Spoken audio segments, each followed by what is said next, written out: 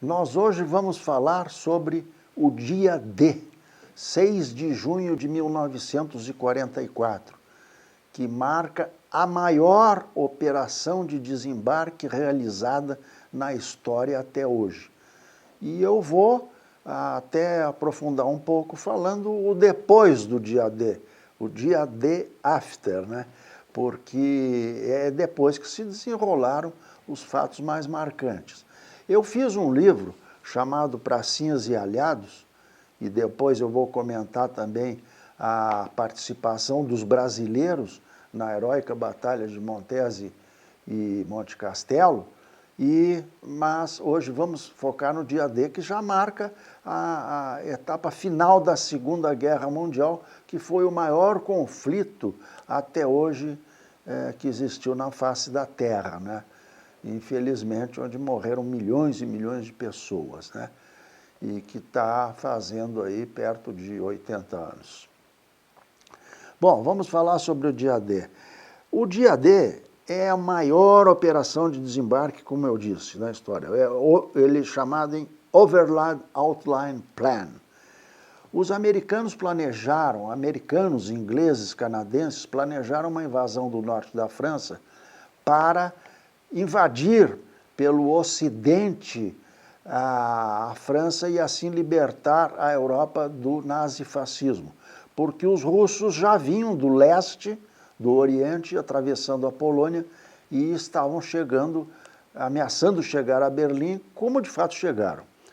Então os americanos, ingleses, canadenses, franceses livres também, eles usaram, para se ter uma ideia, 5.134 navios, 6.518 aviões e planadores e se jogaram sobre a região da Normandia. Na verdade, o comandante-geral da operação foi o general Eisenhower, que viria a ser presidente dos Estados Unidos.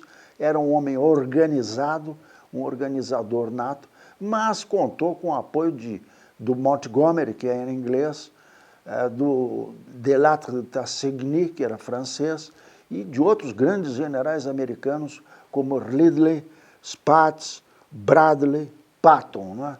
E inúmeros outros, né? Os alemães que então ocupavam a Europa souberam da invasão através de um espião chamado Cícero, que até hoje não se descobriu quem era esse Cícero.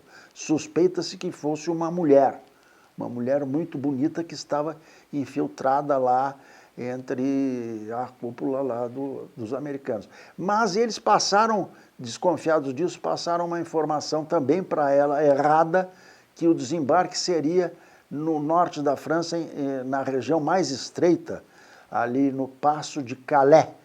E não era verdade, eles estavam planejando o desembarque na Normandia, como eu mostro aqui nessa fotografia no meu livro, aqui em cima, a Normandia, né? Aqui eles fizeram as linhas de invasões com todo esse equipamento nas praias de Utah, Omaha, Gold, Juno e Seward. Os canadenses ficaram com Seward. E então foi uma batalha tremenda, porque os alemães tinham preparado como uma defesa o chamada Muralha do Atlântico, que era uma linha de defesas que eles consideravam inexpugnável, mas não era inexpugnável. Na verdade, era mais uma coisa de propaganda que se divulgava nos filmes da época, nos cinemas. Na época não tinha televisão, então eles divulgavam muito, mas os americanos tiveram facilidade de romper essa linha de defesa ali, com bombardeios aéreos. Mas foi difícil, porque o tempo não ajudava e eles precisavam sair da Inglaterra, atravessar o Canal da Mancha com uma noite escura, mas chegar nas praias com um dia de luar. Mas o fato é que eles chegaram lá e eles tinham 64 divisões e os alemães marcaram 61 divisões para defender o espaço ocupado por eles. Mas é preciso dizer que as divisões americanas, canadenses e inglesas eram completas e formadas por veteranos combatentes, homens que já tinham combatido no norte da África, derrotado o Afrika Korps, poloneses livres, os soldados canadenses provados também na batalha, e principalmente ingleses, que foi a tropa que desembarcou primeiro, os veteranos da Inglaterra. Então, eles foram para lá e no dia 7 de junho, um dia depois, eles já tinham colocado cerca de 60 mil homens na praia. E no dia 18 de junho, eles já tinham colocado 180 mil homens nas praias. Quer dizer, era uma invasão irreversível. Os alemães se perturbaram porque teve divergências entre eles já estavam descontentes com a atuação do Supremo Führer, de Hitler, de Adolf Hitler, o cabo Hitler. Os generais não gostavam de receber ordens de um cabo, eles tiveram divergências na defesa. Por exemplo, o Rommel achava que os tanques tinham que ficar na beira da praia para defender, não deixar eles desembarcarem. Mas o von Rundstedt, que era superior a ele, dizia que não, que eles tinham que ficar mais para trás, se defender e cortar, ficar com blindados assim, a umas 100 quilômetros de distância, e cortar as linhas de abastecimento, isolar os que desembarcassem ali e destruí-los. Mas isso era uma ilusão, porque eles já não tinham aviação para cortar a linha de abastecimento. E os aliados tinham, como eu disse, milhares de aviões. Eles chegaram a jogar 80 mil toneladas de bombas em cima do exército alemão. E assim ia terminando, como eu mostro aqui. Aqui, por exemplo, está no desembarque essa fotografia de soldados mortos, porque muitos morreram ali, as perdas foram muito grandes. Aqui embaixo está o general Eisenhower cumprimentando os combatentes antes da saída, não é? Eu gosto de mostrar essas fotos porque meu livro é fartamente ilustrado. Aqui são situações da operação de desembarque, o chamado dia D. Essas fotos são de época, são fotos de 80, 90 anos, já de domínio público, mas elas não são perfeitas. É lógico, com o tempo elas se desgastaram. E eu não gosto de fazer photoshopping, ficar atualizando foto, ficar bonitinha, tem que mostrar como era mesmo a fotografia. Mas no outro lado do dia D, como eu disse, essa divisão de opiniões entre os alemães foi fatal, porque eles não souberam mais ter uma estratégia definida. E começaram a recuar. Os generais começaram a ser substituídos, o Rundstedt foi substituído por von Kluge, o Rommel teve que se suicidar, porque ele entrou na conspiração de 20 de julho contra Hitler, e foi descoberto isso, e para poupar a família dele, eles deram um veneno para ele, obrigaram ele a tomar um veneno, e ele morreu num episódio dramático muito bem relatado em filmes sobre a Segunda Guerra, que o Hollywood fez bastante deles aí.